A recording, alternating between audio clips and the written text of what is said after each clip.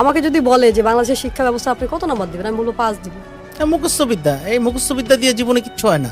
আমাদেরকে কি শেখানো হয়? উত্তর মুখস্থ করা। এটা কোথায় কাজে লাগাবেন? আপনাকে আমি যদি বলি যে বঙ্গবন্ধু কত সালে পৃথিবীতে এসেছে, কত সালে গিয়েছে, এটা আমার লাইফে কি ইম্প্যাক্ট ফেলে? কিচ্ছু হবে না, এইসব জেনে এই লাভ সাল হবে আমি না। মুখস্থ করে কি করব? রবীন্দ্রনাথ কত সালে কি করেছে, তার কয়টা বই আছে, ঘোড়া নাকি শেষের কবিতা, লাভ কি আমার জীবনে?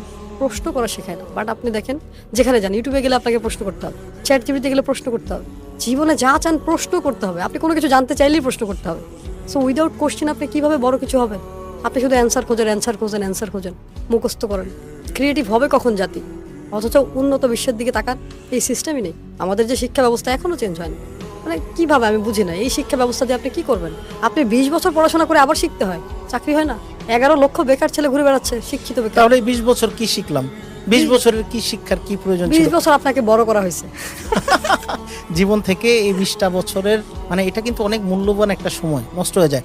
আর ওই যে প্রাথমিক শিক্ষা, এটা আমার কাছে মনে হয় ম্যাট্রিক পর্যন্ত এনাফ, ইন্টার পর্যন্ত এনাফ। এর পরের শিক্ষাগুলো আমার কাছে মনে হয় সাবজেক্ট ওয়াইজ হওয়া উচিত।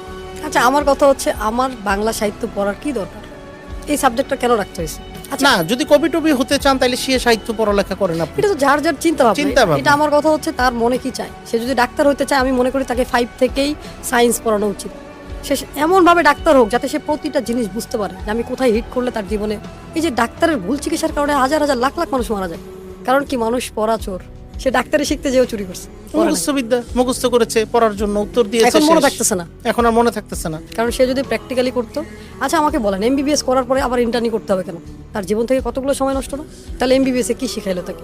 মাস্টার্স পাস করে আবার কম্পিউটার কেন শিখতে হবে? মাস্টার্সের পদ্ধতি মাস্টার্সের ভেতরেই থাকতো ওই সাবজেক্টগুলো, এই যা যা দরকার এই সাবজেক্টগুলো। 20 বছর শেখার পরে ইংলিশ বলতে পারি না আমরা।